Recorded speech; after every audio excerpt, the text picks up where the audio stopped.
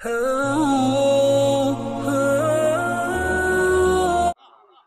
ये तो हो सकता है कि बंदा शरीयत वाला है, तरीकत वाला नहीं, लेकिन ये इम्पॉसिबल है कि कोई तरीकत वाला हो, शरीयत वाला नहीं। इसीलिए अल्लाह पाक ने क्या कहा, दो स्टेजेस हैं।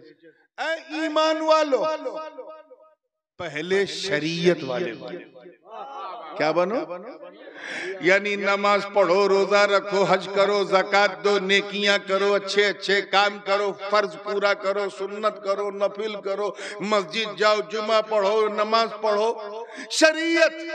और जब उसमें मुकम्मल उतर जाओ तो किसी सच्चे का दामन पकड़ लो, किसी सच्चे का दामन पकड़ लो, तरीकत वाले हो। तो पहला स्टेज है शरीयत वाला, और शरीयत वाले बनने के लिए ये जरूरी है कि अल्लाह से डरो। Have a fear of almighty Allah, otherwise you won't be success. Allah से डरो। एक चीज और बताऊं, डर यानी भय। इंसान जिससे भय करता है उससे भागता है। सर्प को देखा, ऐसे उसने किया, भय हुआ, भागा। सिंह आ गया, लायन आ गया, शेर आ गया, टाइगर देखा, भागा। आग दिखी, अग्नि देखा, भागा। जहां डेंजर होता है, खतरा होता है, उसे देख के भागता है। भागता है कि नहीं? भागता है कि जान बचाता है।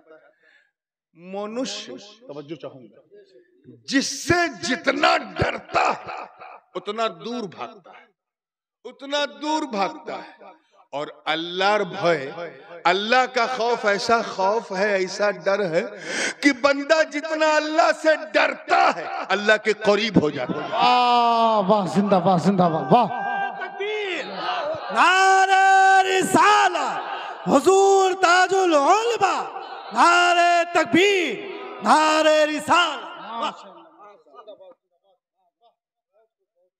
बंदों का डर बंदे से दूर करता है, अल्लाह का डर बंदे को करीब करता है, नजदीक करता है। तो अब if you want to get closer to almighty Allah, अगर अल्लाह के करीब होना है, नगीच होना है, तो इजीएस्ट वे, आसान रास्ता ये है कि अल्लाह से डरना शुरू करो, डरना शुरू करो। और अल्लाह से डरने का मंत्र ये कि ये ख्याल करो कि अल्लाह देख रहा है। चलते फिरते, उठते बैठते, खाते पीते, सोते जागते, बस यही ख्याल करो कि Allah is watching you, he is looking at you. वो तुम्हें देख रहा है। जब चलो तो सोचो अल्लाह देख रहा है, उठो तो सोचो अल्लाह देख रहा है, खाओ तो सोचो अल्लाह देख रहा है, बैठो तो सोचो अल्लाह देख रहा है, पढ़ो तो सोचो अल्लाह देख रहा है, लिखो तो सोचो अल्लाह देख रहा है। जब तुम्हारी ये आदत बन जाएगी कि अल्लाह देख रहा है, तो एक दिन वो भी आएगा कि तेरा दिल बोलेगा, हाँ वो मुझे देख रहा है, मैं उसे देख रहा हूं।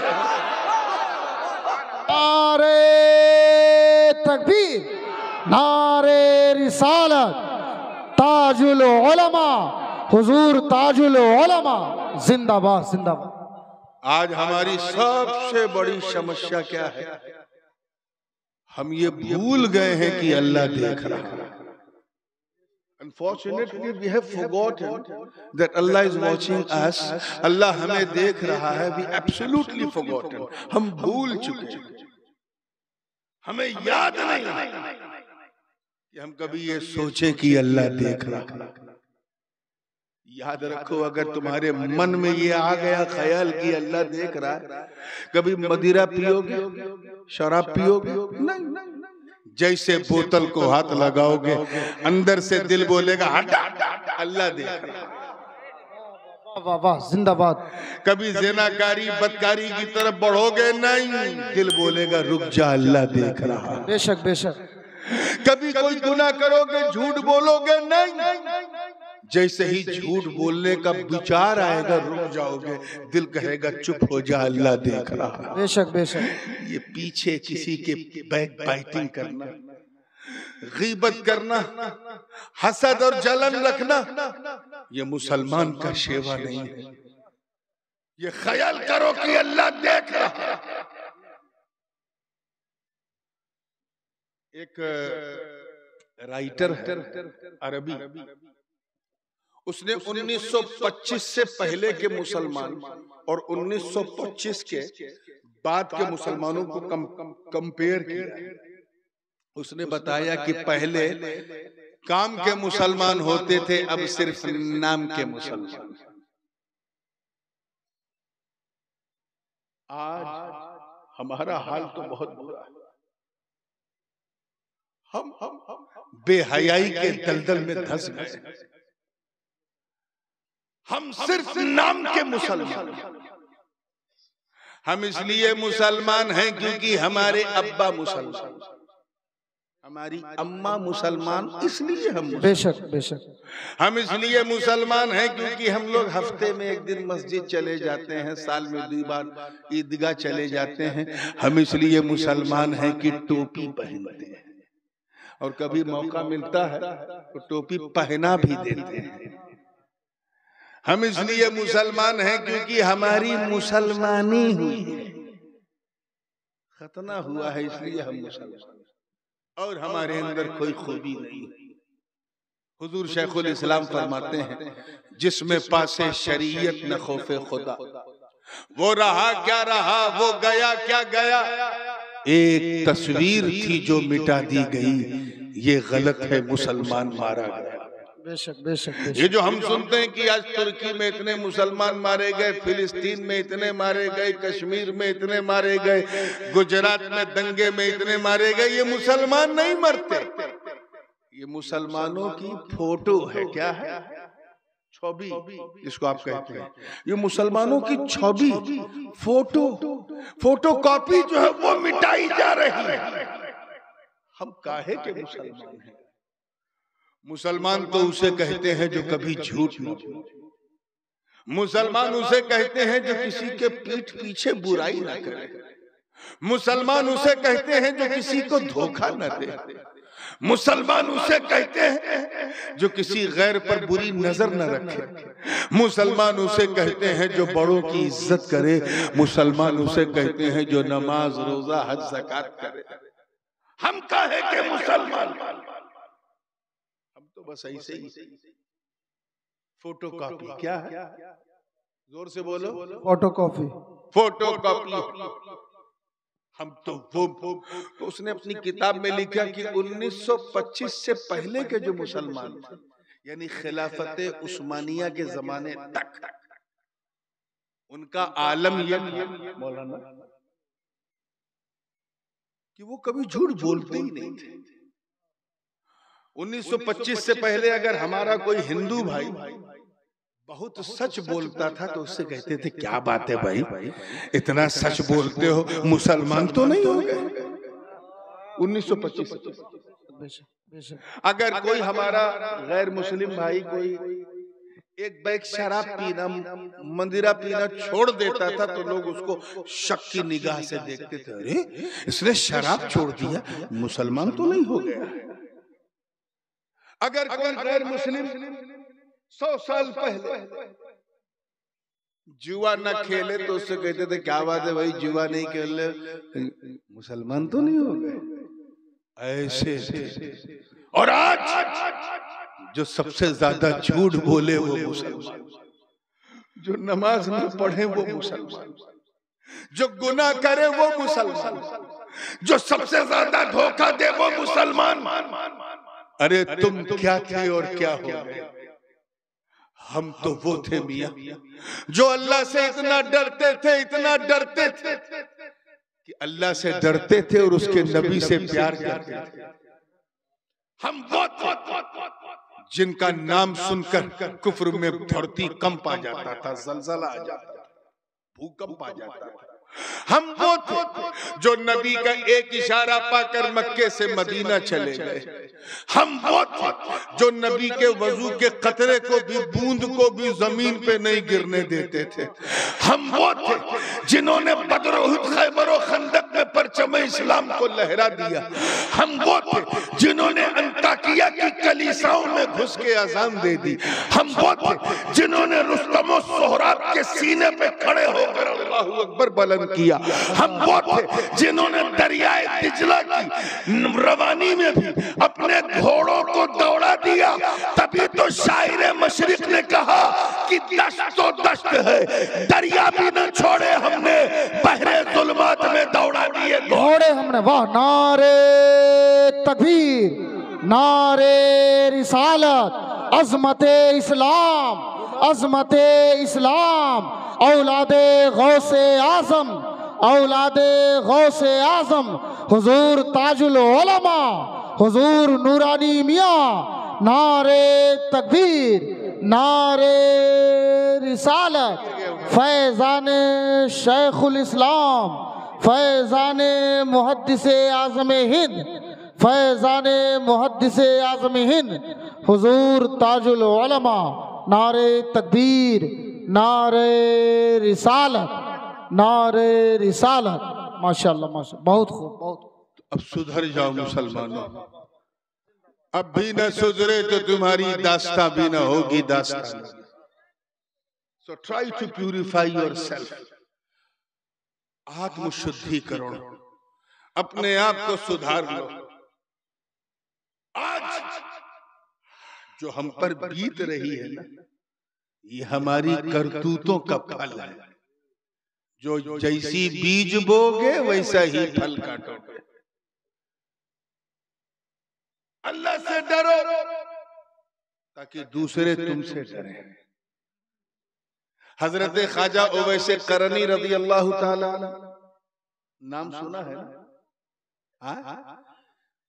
14 शाबान को जो फातिहा हम करते हैं हलवा वाली, हजरत ख्वाजा उवैस करनी रज़ी अल्लाह आशिक़ रसूल थे, जंगल में इबादत कर रहे थे। उनकी बकरियां आराम से घास खा रही थी और एक भेड़िया, भेड़िया समझे, लकड़ बग्घा, हाइना अंग्रेजी में कहते हैं, हाइना। बात समझ में आई ना? वो गर्दन घुमा घुमा के उनकी बकरियों की रक्षा कर रहा है। भेड़िया बकरियों की रक्षा। अरे यार, शेर होता तो मैं विश्वास कर लेता, क्योंकि शेर अगर पेट भर के खा ले तो किसी को मुंह नहीं लगाता, बड़ा गैरतमंद होता है। और ये मैं सुनी सुनाई बात नहीं कर रहा हूं, मुझे तजर्बा है। If you fed the lion properly you can walk with the lion. अगर शेर को तुम खिला दो तो तुम शेर के साथ टहल घूम सकते हो। ये मैं सुनी सुनाई बात नहीं, मैं घूम चुका हूं शेर के साथ। पता नहीं देखा कि नहीं, आपने देखा है ना? लेकिन भेड़िया ऐसा दरिंदा है, ऐसा दरिंदा कि अगर पेट भर के खा ले गर्दन तक और सामने बकरी दिख जाए तो नोचेगा जरूर, चाहे खाएगा, नोचेगा। और यहाँ इतना अद्भुत, अविश्वसनीय, अकल्पनीय, इनक्रेडिबल, अनबिलीवेबल सीन कि भेड़िया गर्दन घुमा घुमा के बकरियों की रक्षा कर रहा है और बकरियां आराम से घास चर रही हैं। एक यात्री का, मुसाफिर का गुजर हुआ, जब ये अद्भुत मंजर देखा तो रुक गया, अरे ये क्या? हजरत सरकार ख्वाजा उवैस से पूछा, बाबा आपको इस भेड़िए से डर नहीं लगता? तवज्जो तवज्जो, इस भेड़िए से डर नहीं लगता? तो ख्वाजा उवैस ने मुस्कुरा के कहा, तू मेरी बात कर रहा है, मेरी बकरियों को भी इससे डर नहीं लगता। बेशक बेशक बेशक, मेरी बकरियों को भी इससे डर नहीं। कहो क्यों? सुन, पहले मैं इससे डरता था, वाह वाह, अब ये मुझसे डरता है। जिंदाबाद जिंदाबाद। वो क्यों? कहा सुन, जब तक, अल्लाह करे समझ में आ जाए, जब तक मैं अल्लाह से नहीं डरता डरता था, इस भेड़िए से डरता था। जब से मैं अल्लाह से डरने लगा, ये भेड़िया मुझसे डरने लगा। वाह वाह वाह वाह, जिंदाबाद जिंदाबाद, माशाल्लाह माशाल्लाह। इसीलिए वाह। अगर तुम चाहते हो कि खुदा के दुश्मन तुमसे डरे, अगर तुम चाहते हो कि अल्लाह के शत्रु तुमसे डरे, तो तुम्हें बंदूक चलाने की जरूरत नहीं, नेजा चलाने की जरूरत नहीं, पिस्तौल चलाने की जरूरत नहीं, कोई अनैतिक कार्य करने की जरूरत नहीं, कोई गैर कानूनी कार्य करने की जरूरत नहीं, कोई आतंकवादी संगठन को ज्वाइन करने की जरूरत नहीं। अगर तुम काफिरों से अपनी शौकत और सतवत मनवाना चाहते हो और अल्लाह और दुश्मन को अल्लाह से अब खुद डराना चाहते हो, तो बस अल्लाह से डरना शुरू करो। तुम अल्लाह से डरोगे, अल्लाह के दुश्मन तुमसे। वाह वाह वाह, जिंदाबाद। नारे तकबीर, नारे रिसालत, खौफे खुदा, अजमत इस्लाम, सरकार ताजुल उलमा हुजूर मुहद्दिस आज़म हिंद हुजूर शेखुल इस्लाम जिंदाबाद। अल्लाह से डरना शुरू करो, ठीक भाई? जोर से बताओ कि इंशाअल्लाह डरेंगे। बोलो इंशाअल्लाह। इंशाअल्लाह नमाज पढ़ेंगे ना इंशाअल्लाह। ये वो ड्यूटी है जिसमें पूरी कायनात की ब्यूटी है। जैसे हम शरीर की भूख भात से मिटाते हैं, आत्मा की भूख नमाज से मिटाते हैं। तो नमाजी बन जाओ ताकि दीन के गाजी बन जाओ। अल्लाह से डरो। और डरने का मतलब जो शरीयत की बाउंड्री है, जो सीमा है, उसे क्रॉस मत करो, उसी के अंदर रहो, ताकि जब तुम चलो तो तुम्हें देखने वाला ये ना कहे कि मुसलमान जा रहा है, बल्कि ये कहे कि चलता फिरता इस्लाम जा रहा है, मोबाइल इस्लाम जा रहा है, टॉप टू बॉटम इस्लाम जा रहा है। ऐसे बोलो, अल्लाह से बेशक बेशक। और उसके लिए जरूरी है कि नमाज पढ़ो, नमाज को इस्टेब्लिश करो, कुरान पढ़ो। नहीं पढ़ सकते तो अपने बच्चों को मदरसे में पढ़ो। ठीक है, तुम उन्हें इंजीनियर बनाओ, डॉक्टर बनाओ, बहुत अच्छी चीज है, वेरी गुड। अभी हमसे मिलने के लिए वो कौन आए थे? मौलाना बशीरुद्दीन साहब, माशाल्लाह एजुकेशन के लाइन में काफी काम कर रहे हैं। बड़ी तबीयत उनसे खुश हुई, मैंने अपना नंबर उनको दिया। मुझे ऐसे लोग पसंद है जो शिक्षा के मार्ग में मेहनत करते हैं। उन्होंने कई काम किया बशीरुद्दीन साहब ने, कई कॉलेज, कई महाविद्यालय, कई माध्यमिक विद्यालय, कई इंटर कॉलेज, और अब माशाल्लाह चोपड़ा के पास बागडोगरा से पहले एक बहुत बड़ा जो है वो एक क्या नाम है, मेडिकल कॉलेज बनाने जा रहे हैं। अपने बच्चों को डॉक्टर बनाओ, इंजीनियर बनाओ, साइंटिस्ट बनाओ, जर्नलिस्ट बनाओ, पॉलिटिशियन बनाओ, लेकिन सबसे पहले उन्हें कुरान सिखाओ। वाह वाह वाह, वादा करो कि सिखाओगे, इंशाअल्लाह। हाथ उठा के बताओ सिखाओगे। अच्छा, दो चार को छोड़ के सब सिखाएंगे, सब सिखाएंगे ना। हुजूर ने फरमाया खैरुकुम मन तअल्लमल कुरान व अल्लमा, तुम में सबसे भालो, सबसे अच्छा, सबसे सोनार वो है जो कुरान पढ़े भी और पढ़ाए भी। वाह वाह वाह, सुभान अल्लाह। कुरान पढ़ाएंगे और अपने बच्चों को उर्दू भी सिखाएंगे। ये आज जो बंगाल थोड़ा कमजोर हो गया दीन के मामले में, समझ में, उसकी वजह यह है कि उर्दू वक्ता जो है वो बंगाल नहीं आते, खासकर दक्षिण दिनाजपुर, मालदा, 24 परगना, मुर्शिदाबाद में उर्दू वक्ता नहीं आते, और न आने की वजह से दीन कमजोर हो गया। तो अगर उर्दू दीन को मजबूत करना है तो अपने बच्चों को उर्दू सिखाओ। क्या सिखाओ? उर्दू, क्योंकि भारत में इस्लाम बंगला में नहीं आया, उर्दू में आया है। अब देखो ना उस पार बंगले का हाल, मैं तो दसियों बार जा चुका हूँ बांग्लादेश। 75% लोग वहाबी देवबंदी हो गए। क्यों? क्योंकि पूरा इस्लाम उन्होंने बंगला में कर दिया। अल्लाह अल्लाह। और हमारे जो बड़े बड़े उलमा है उनको बंगला नहीं आता, तो सब अपना काम आसान कर दिया। तो उर्दू सीखा, कुरान सीखा, इस मदरसे में पढ़ाओ, हाफिज बनाओ। क्या बनाओ? हाफिज बनाओ। स्कूल में भी पढ़ाओ, हाफिज भी बनाओ। और मैं इंशाल्लाह मौलाना असीरुद्दीन से कहूंगा कि आगे चल के उस स्कूल की ट्रेनिंग भी शुरू करे, ताकि जो बच्चे हिफ्ज कर रहे हैं, अगर वो हिफ्ज करने के बाद स्कूल कॉलेज की तालीम जारी रखना चाहते हैं तो इस रास्ते से भी किया जा सकता है। बेशक बेशक। ठीक है ना? यही सबसे बड़ी पहचान। बेशक। बी प्रैक्टिकल मुस्लिम, प्रैक्टिकल मुसलमान बन, ताकि जब तुम्हें कोई देखे तो कहे वाह, जब बंदा ऐसा है तो मौला कैसा होगा, जब उम्मती ऐसा है तो इसका नबी कैसा होगा, जब मुरीद ऐसा है तो इनर पीर कैसा होगा, अरे जब गुलाम ऐसा है तो इसका इमाम कैसा होगा। ये सबसे बड़ी कुंजी। ये मदरसा आपका है, आपके बच्चों के लिए, उनकी नेक तालीम के लिए है। अगर आप अपने बच्चों को नहीं पढ़ाओगे तो फिर बड़ा नुकसान होगा। शरीयत पर चलो, मजबूती से गामजन रहो, पूरी ताकत से टिके रहो और अपने आप को सुधारने की कोशिश करो। क्लियर हो गया? अब आइए तस्वीर का एक दूसरा चैप्टर, और सच्चों के साथ हो जाओ। क्या है? सच्चों के साथ हो जाओ, यानी अच्छों के साथ हो जाओ।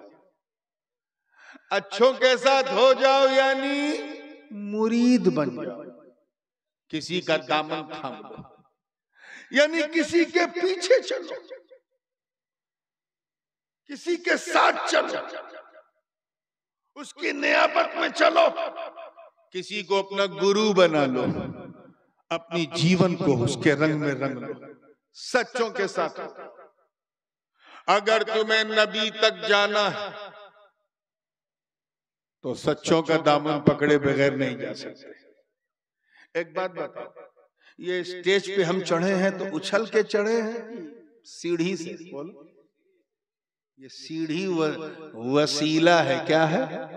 ऊपर आने के लिए। अच्छा, अगर आपको छत पे जाना है तो कैसे जाएंगे? सीढ़ी से। और 10 तल्ला है तो बोले हैं? ज्यादा लंबा मैं नहीं बोलूंगा, बात को बहुत तेजी से समझ। लिफ्ट से। 20 तल्ला है, 50 तल्ला, तब ये 50 तल्ला पे ये लिफ्ट काम नहीं करेगी, फिर सुपरसोनिक लिफ्ट। अच्छा, और ऊपर जाना, 15,000 फीट ऊपर जाना है, तब हेलीकॉप्टर से किससे जाओगे? और ऊपर जाना 30 तल्ला, यानी मतलब 30,000 फीट ऊपर जाना है तो हेलीकॉप्टर भी काम नहीं करेगा, फिर 320 बोइंग या 320 एयरबस से जाना पड़ेगा, जहाज से। और ऊपर जाना है 40,000 फीट ऊपर, तो वो जंबू जेट, जंबू जेट, वो 477 उससे जाना पड़ेगा। और ऊपर जाना है 1 लाख फीट ऊपर, तो फिर रॉकेट का वसीला किसका? अब बोलिए, सब्जेक्ट आपका है। 5 लाख ऊपर जाना है तो रॉकेट भी बेकार है, फिर उपग्रह का वसीला, सैटेलाइट का वसीला किसका? मंगल ग्रह में जाना है तो सैटेलाइट का वसीला। और ऊपर जाना तो घबराओ नहीं, इंतजार करो, चले जाओगे। अब वाह वाह वाह वाह वाह वाह वाह, अब समझ में आया? अच्छा, ये हंसते हंसते कुछ समझ में आया क्या? कि जितना ऊपर जाना उतना शक्तिशाली वसीला चाहिए। समझो समझो, जितना ऊपर जाना उतना पावरफुल वसीला। आना है तो सीढ़ी का वसीला, लिफ्ट का वसीला, और ऊपर जाना है तो हेलीकॉप्टर का वसीला, और ऊपर तो जहाज का वसीला, और ऊपर तो रॉकेट का वसीला, और ऊपर तो फिर उपग्रह का वसीला। जितना ऊपर जाना है उतना पावरफुल वसीला चाहिए। मतलब साफ, अगर तुझे मखदूम सुल्तान सैयद अशरफ जहांगीर तक जाना है तो पीर का वसीला, और अगर गरीब नवाज तक जाना है तो मखदूम अशरफ का वसीला, गौसे आजम तक जाना है तो गरीब नवाज का वसीला, मौला अली तक जाना है तो गौस पाक का वसीला, नबी तक जाना है तो अबू बकर उमर उस्मान अली का वसीला, और खुदा तक जाना है तो मुस्तफा का वसीला। नारे तकबीर, नारे रिसालत, अज़मत मुस्तफ़ा, औलादे गौसे आज़म, वसीले मुस्तफ़ा, वसीले मखदूमे सिमना। माशाल्लाह माशाल्लाह। तो समझ में आ रहा है? ऊपर जाना है तो वसीला चाहिए, हाँ नीचे आने के लिए किसी वसीले, वसीला समझे माध्यम, नीचे आने के लिए कोई माध्यम नहीं चाहिए, कोई जरूरत नहीं। छत पे है, ढकेल दो नीचे गिर जाएगा, जहाज से ढकेल दो नीचे गिर जाएगा। तो वसीला माध्यम नीचे से ऊपर जाने के लिए, ऊपर से नीचे आने के लिए नहीं। अब अगर कोई कहे कि वसीला जरूरी है, वसीला जरूरी है, वसीला जरूरी है, समझ जाओ नीचे से ऊपर जा रहा है। और कोई अपने इज्तिमा में चिल्ला चिल्ला के कहे वसीला जरूरी नहीं, वसीला जरूरी नहीं, झगड़ा मत करो, समझ जाओ ऊपर से नीचे आ रहा है। तो क्या समझे, ऊंच के लिए वसीला है, नीच के लिए वसीला नहीं है। वाह वाह वाह, जिंदाबाद जिंदाबाद। मुहद्दिस आज़म ने तभी कहा था मिल नहीं सकता खुदा, उनका वसीला छोड़कर गैर मुमकिन है कि चढ़िए छत पे जीना छोड़। वाह वाह वाह वाह, जिंदाबाद। सच्चों के साथ हो जाओ, मजबूती से हो जाओ, ताकि सच बोलो, सच का दामन थामो। मैं एक वाकया सुना कि अपनी बात को, अपनी बॉडी को विराम दे दूंगा, समाप्त कर दूंगा। एक राजा था, दकियानूस नाम था। क्या था? दकियानूस। ये हमारे हुजूर सल्लल्लाहु अलैहि वसल्लम के से 250 वर्ष पहले पूर्व, और हजरत ईसा अलैहिस्सलाम के चौथे आसमान पे जाने के 250, 300, 350 वर्ष बाद ये बादशाह रोमन एम्पायर का बादशाह था, सितारों की पूजा करता था, स्टार्स की पूजा करता था, और दकियानूस नाम था। इसका जो कैपिटल था वो आज जो उर्दून, जॉर्डन का जो कैपिटल है अम्मान, वो उसका कैपिटल था। बहुत क्रूर शासक, बहुत बड़ा जालिम, इतना जालिम कि अपने गुरु को कुर्सी से उतार कर उनकी जगह खुद बैठ गया। और गुरु के जमाने में जो सिक्का चलता था, नोट, करेंसी, उसको डिमोनेटाइज करके अपने नाम की करेंसी चला दिया। ऐसा राजा था कि पूरे मीडिया तंत्र को अपने कंट्रोल में किया था। ऐसा राजा था कि उसने एक डिटेंशन सेंटर बनाया था, और जो उसके खिलाफ बोलता था उसके अंदर डाल देता था, धुका देता था। ऐसा राजा था कि उसके अंपायर में जो पैसे वाले लोग, लखपति, करोड़पति जो होते थे, उनको करोड़ है तो अरबपति बनाता था, और जो गरीब होते थे उनको फ्री में बांट बांट कर गरीब बनाए रहता था। मैं दकियानूस की बात कर रहा हूं, आपका ध्यान कहीं और जा रहा है क्या? जा रहा है? जा रहा है तो जाने दो। ऐसा बादशाह, हजरत ईसा अलैहिस्सलाम का अगर कोई नाम ले लेता था तो उसे मार देता था, उसके पीछे अपनी सरकारी एजेंसी लगा देता था। ऐसा बादशाह। एक दिन उसी के शहर के 4, 5, 6 लोग जो अल्लाह वाले थे, हजरत ईसा की उम्मत के औलिया, असहाबे कहफ, उन्होंने फैसला किया कि चलो ये जगह छोड़ के चलते हैं कहीं जंगल में, पहाड़ के किसी गुफा में, अल्लाह अल्लाह करते हैं, यहाँ तो ये कुछ करने नहीं देगा। वो चल पड़े, और पीछे पीछे उनके एक कुत्ता भी चल पड़ा, डॉग। वो आगे आगे कुत्ता पीछे पीछे, वो आगे आगे कुत्ता पीछे पीछे, वो आगे आगे कुत्ता पीछे पीछे। रकीम नाम के गांव में पहुंचे तो उनमें से एक ने कहा, देख कुत्ते से, रुक, तू भौंकेगा, तेरी आवाज सुन के गांव वाले आ जाएंगे, पकड़ के दकियानूस के पास ले जाएंगे, इसलिए जा छोड़। कुत्ता रोने लगा। He started to cry and tried to say something to Allah. अल्लाह पाक से कहने लगा, ए अल्लाह, तू मुझे इंसान की भाषा बदले दे। I want to talk with them. I want to express my condition. मैं बताना चाहता हूं कि मैं उनसे कितना प्यार करता हूं। ए अल्लाह, मुझे तू इंसान की जबान दे दे, बौनी दे दे। इधर इसने दुआ मांगी, अल्लाह ने करम फरमाया, वो कुत्ता मनुष्य की तरह बोलने लगा, इंसान की तरह बोलने लगा। और उसने कहा, ऐ अल्लाह वालों, मुझे क्षमा दो, मैं तुम्हें छोड़ नहीं सकता, क्योंकि जिस राजा से घबरा के तुम यहाँ आए हो, उससे मैं भी घबरा के आया हूं। मैं सोच रहा था कोई अल्लाह वाला मिल जाए तो मैं उसका साथ पकड़ लूं, क्योंकि अल्लाह को अल्लाह वालों का साथ पसंद है। मुझे मत भगाओ, मैं भोगता हूं, लेकिन अपनों पे नहीं, शत्रुओं पे भोगता हूं, दुश्मनों पे भोगता हूं, गैरों पे भोगता हूं, अपनों पे नहीं। मुझे अपने साथ ले चलो। जब इंसानी भाषा उसके मुंह से सुनी तो उन नेक बंदों ने कहा, चल। कुत्ता चल पड़ा पीछे पीछे।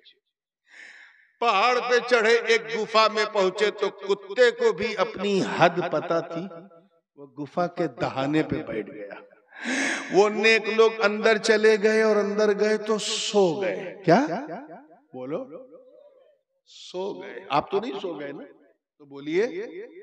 वो सो गए, उनका कुत्ता भी सो गया। 10 बरस नहीं, 100 बरस नहीं, 200 नहीं, 300 नहीं, 300 सिनीन वज़दादू 9। ये वाकया, ये पूरी कथा कुरान पाक में मौजूद है, सूरह कहफ में। 309 साल तक दे स्लेप्ट डीपली। 309 साल तक वो सोते रहे, मौत नहीं आई। तवज्जो, मौत, मृत्यु नहीं आई। अरे बंगाल वालों, मौका मिले तो इन जाहिल जमातियों को बताओ जो मेरे नबी को मर के मिट्टी में मिलने वाला कहते हैं, इनसे कहो, जाहिलो, अरे मौत जब असहाबे कहफ पे ना आई, 309 साल तक वो जिंदा रहे, तो अगर मेरा नबी गुंबदे खतरा के नीचे जिंदा है तो हैरत क्या? नारे तकबीर, नारे रिसालत, अज़मते मुस्तफा, माशाअल्लाह माशाअल्लाह। और सुनिए, हर 6 महीने पर, 6 महीने के बाद, हर 6 महीने के बाद, क्योंकि 309 साल तक सोए, हर 6 महीने में वो करवट बदलते थे। क्या बदलते थे? उधर वो करवट बदलते थे, उनका कुत्ता भी करवट बदलता था। 6 महीने, हर 6 महीने में। वो जो गुफा थी ना, अकॉर्डिंग टू होली कुरान, वो पूरब से भी थोड़ी खुली थी, ओपन थी, पश्चिम से भी थोड़ी सी ओपन थी। जब सूरज निकलता था तो उसकी किरणें अंदर आती थी, जब डूबता था तब भी अंदर आती थी। कहीं ऐसा ना हो कि सूरज की किरणें अंदर ढुककर अल्लाह के नेक बंदों को कहीं उठा ना दे, कहीं उनकी नींद खराब न कर दे। अल्लाह ने उनके लिए निज़ामे फलकी बदल दिया। कुरान की आयत पुकार उठी, वतरा शम्सा इज़ा तलअत तज़ावरु अन कहफिहिम ज़ातल यमीन व इज़ा गरबत तक़रिज़ुहुम ज़ातल शिमाल। सूरज जब निकलता था पूरब से तो किरणें अंदर ना आए, अल्लाह सूरज को दाहिनी तरफ घुमा देता था, और जब वो डूबता था तो किरणें अंदर ना आए, अल्लाह उसे बाईं तरफ घुमा देता था। जरा सोच, अगर असहाबे कहफ की ये शान कि उनकी नींद के लिए अल्लाह सूरज दाएं बाएं कर सकता है, तो अपने अली के लिए मकाम सहबा में दोबारा निकाल दे तो हैरत क्या। वाह वाह जिंदाबाद, नारे तकबीर, नारे रिसालत, अल्लाह अकबर। अरे इनसे नारा मत लगवाइए, माशाल्लाह। ये लोग इतनी रात में बैठे हैं, मैं आश्चर्य कर रहा हूं, वरना तो आधे लोग तो दर्शन करके चले जाते। नहीं, आप बोलिए। चलो बात को देखो, ये वाकया मैंने बड़ी तेजी से बयान कर दिया। मकाम सहबा में हजरत अली के लिए सुना वाकया? नहीं सुना। सहबा का मकाम, तवज्जो चाहूंगा। क्या अरब में, हिजाज में सहबा एक मकाम है। सारे सहाबा ने असर की नमाज पढ़ ली, अली बाकी थे। अली ने क्यों नहीं पढ़ी? क्योंकि जानुए नबी पर सर रखकर अली सो रहे थे। सॉरी, जानुए अली पर सर रखकर नबी सो रहे थे। हुजूर सल्लल्लाहु अलैहि वसल्लम आराम फरमा रहे थे, अली के जानू पे यहां सर रखकर।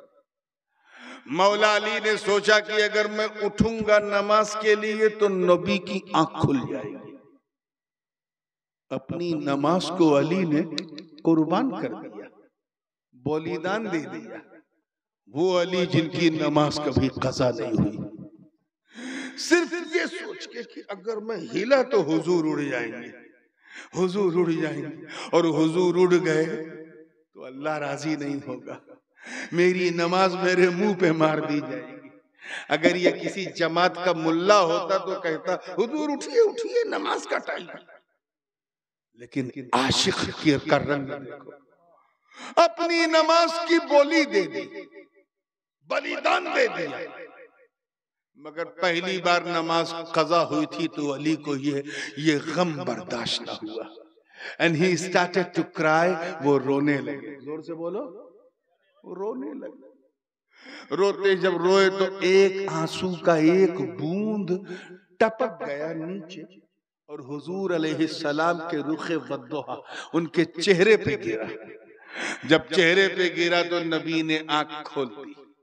नबी ने आंख, बुझ रहे हैं ना, खोल दी। जब आंख खोली तो देखा अली रो रहे हैं।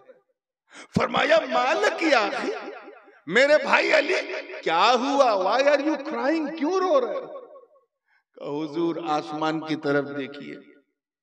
क्या हुआ?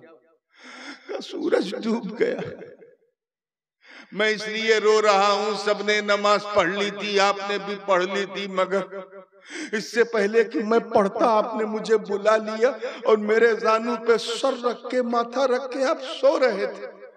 मैंने आपके लिए उठना गवारा न किया, इसी भी सूरज डूब गया। पहली बार नमाज कज़ा हुई थी तो वो गम मैं बर्दाश्त न कर सका, आंसू छलक गया। हुजूर क्षमा कीजिएगा। इतना सुनना था। उत्तर दिनाजपुर वालों, हदीस के अल्फाज गवाह हैं। ने सही शरीफ उठा के देखो, सरकार ने हाथ को उठाया और कहा, ए अल्लाह, ए अल्लाह, इन्ना अलियन कान फी ताअतिका व ताअति हबीबिका फरदुद लहु शम्स। ए अल्लाह, मेरा अली, तेरा अली मेरी और तेरी इताअत में था, नौकरी में था, फर्मा बरदारी में था। मेरे अली को के लिए सूरज पलटा दे। एक बात बताओ, नमाज पढ़ना फर्मा बरदारी है कि छोड़ना? बोलिए, पढ़ना। आप लोग बोलिए, जोर से बोलिए। नमाज पढ़ना अच्छी बात है कि छोड़ना? पढ़ना ना। फर्मा बरदारी क्या है? पढ़ो। और गद्दारी क्या है? छोड़ो। इताअत ही को फर्मा बरदारी कहते। हुजूर फरमा रहे मेरा अली, तवज्जो, तेरी फर्मा बरदारी में था। अरे उन्होंने नमाज छोड़ी और नबी फरमा रहे तेरी फर्मा बरदारी में था।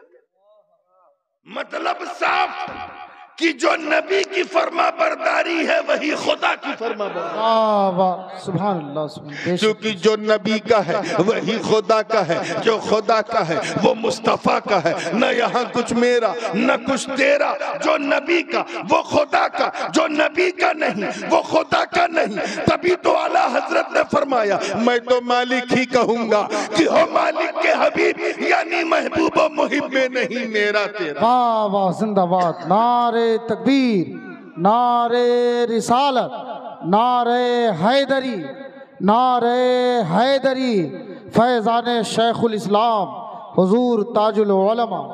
2 मिनट में बात फिनिश कर रहा हूं। तो नमाज पढ़ना फर्मा बरदारी है क्या? ऐसे नहीं, मुंह से बोलिए नमाज। रात ज्यादा हो गई, जरूरी नहीं, फर्मा बरदारी। फर्मा बरदारी अभी तक आप नहीं समझ पाए, मुझे अफसोस है। बंगला में क्या कहते हैं भैया बताइए? इताअत करना,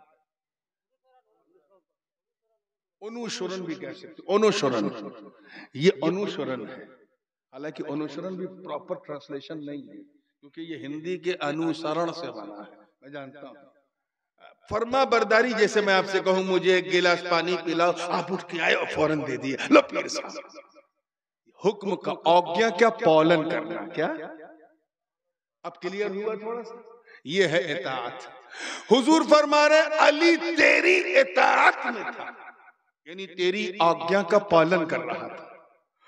हुक्म तो था नमाज पढ़ो, अली नहीं पढ़ रहे हैं और नबी फरमा रहे तेरी आज्ञा का पालन कर, तेरे आदेश का पालन कर रहा है, तेरे हुक्म का पालन कर रहा है।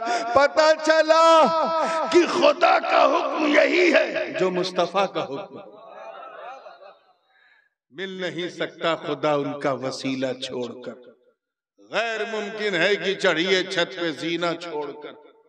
तो क्या फरमाया?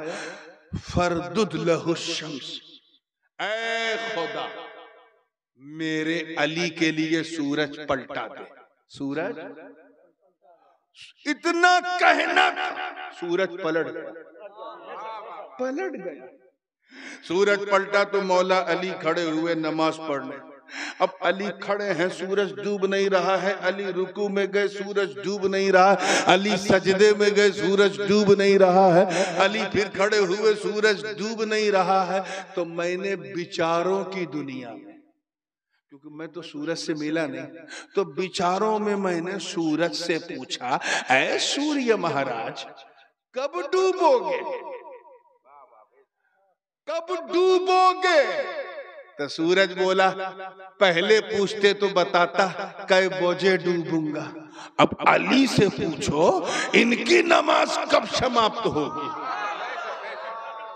कब कंप्लीट होगी इनकी नमाज का? वो क्यों कहा रोज मैं सभी के लिए निकलता था, इसलिए समय पे डूबता था। अब मैं सभी के लिए नहीं, सिर्फ अली के लिए निकला। अब जब तक ये नमाज पढ़ेंगे मैं डूबूंगा नहीं। अब देखें, सजदे में अली है, सूरज अली को देख रहा है। रुकू में अली है, सूरज अली को देख रहा है। क़याम में अली है, सूरज अली को देख रहा है। तस का जिक्र कर रहे हैं, सूरज अली को देख रहा है। तहय्यात में अली है, सूरज अली को देख रहा है। तशहुद में अली है, सूरज अली को देख रहा है। तकबीर पढ़ रहे हैं, अली सूरज अली को देख रहा है। सलाम फेर रहे हैं, अली सूरज, जैसे 11 बजे बोल लेते वैसे बोलो, सूरज अली को देख रहा है, अली को देख रहा है। एक जुमला आ गया, आखिरी जुमला है, अल्लाह करे इसे लेके उठना तो मजा आ जाएगा। तवज्जो के साथ, जो लोग उर्दू जानते हैं वो खास तवज्जो। जब तक अली ने, मौला अली ने अपनी नमाज नबी पर कुर्बान नहीं की थी, मैं फिर दोहरा रहा हूं, जब तक अली ने अपनी नमाज नबी पर कुर्बान बलिदान नहीं की थी, तब तक अली सूरज को देखा करते थे। और जब कुर्बान कर दी तो सूरज अली को दे। वाह वाह, नारे तकबीर, नारे रिसालत, नारे हैदरी, नारे हैदरी, औलादे अली, औलादे गौसे आजम, मदरसा तजवीदुल कुरान, अलजामतुल कादरिया तजवीदुल कुरान। इसलिए गांव वालों और शहर वालों, तुम्हें सूर्य नमस्कार करने की जरूरत नहीं, सूरज तो खुद तुम्हारे अली के चमत्कार को नमस्कार कर रहा है। इसीलिए सच्चों का दामन थामे रहो। जरा सोचो, कुत्ता पीछे पीछे चल रहा था, अल्लाह ने उसका चलना इतना पसंद किया कि अपने कलाम में उसका उन्वान बना, वकल्बुहुम बासितुन ज़िराइहि बिल वस्ल। कुत्ता जन्नत में चला गया, स्वर्गवासी हो गया, जन्नती हो गया। हमें जब हजरत ईसा, काश के मुझे बंगला आती, हजरत ईसा की उम्मत के औलिया के कि ये शान कि उनके पीछे कुत्ता चले तो जन्नती हो जाए, तो मुझे बताओ जो मुस्तफा की उम्मत की औलिया के पीछे चलेगा, अगर वो जन्नत में ना जाए तो कौन जाएगा? नारे तकबीर, नारे रिसालत, नारे रिसालत, मुख्तारे दो आलम कॉन्फ्रेंस, हुजूर ताजुल उलमा। माशाअल्लाह। एक बात ये भी सुनते चलो, फिर खत्म करता हूं कि अगर 4 लोगों को किसी ने दावत दी, मौलाना असीरुद्दीन ने 4 को बुलाया, 4 मेहमान बाहर से आए, 4 बाहर से आए, इसमें एक ऐसे थे, अगर खुदा न खास्ता कोई ऐसा होता जो कुत्ता भी लेके चलता है, और मौलाना ने पूछा आप कितने हैं, तो वो कहेगा 4। जोर से बोलो, 4 बोलेगा। ये थोड़ी ना कहेगा हम 4, 5वां हमारा कुत्ता, ऐसा कोई बोलेगा? अरे यार, कुत्ते को कोई नोटिस में लेता है? नहीं लेता। अगर 5 है तो 5 बोलेगा, ये थोड़ी ना कहेगा 6ठा हमारा कुत्ता। 7 है तो 7 बोलेगा, ये थोड़ी ना बोलेगा 8वां हमारा कुत्ता। ऐसा कोई नहीं बोलेगा, क्योंकि कुत्ते को नोटिस में लिया ही नहीं जाता। मगर मेरे दोस्त, अगर अल्लाह वालों के पीछे चलकर कोई अल्लाह वालों का दामन कोई कुत्ता थाम ले, तो अल्लाह उस कुत्ते को भी अपने मुकद्दस कलाम में उन्वान बना लेता है, चुनांचे उसे नोटिस लेता है। क्या है? नोटिस लेता है। कुरान पाक की आयत पुकार उठी, सयक़ूलून सलासतु राबिउहुम कल्बुहुम व यक़ूलून खमसतु व सादिसुहुम कल्बुहुम रजमन बिल गैब व यक़ूलून सबअतु व सामिनुहुम कल्बुहुम। अन करीब लोग पूछेंगे, ए महबूब, असहाबे कहफ 3 थे, चौथा उनका कुत्ता था, कुछ कहेंगे 5 थे, 6ठा उनका कुत्ता था, कुछ कहेंगे 7 थे, 8वां उनका कुत्ता था। मौला, पूछा जा रहा है कहफ वाले कितने, और तू कह रहा है 3, चौथा उनका कुत्ता, 7वां उनका कुत्ता, 8वां उनका कुत्ता।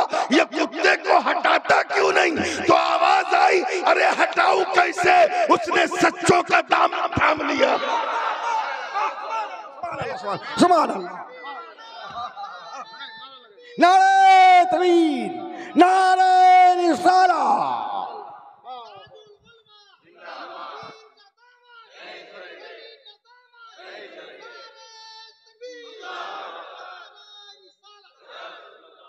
वादा करो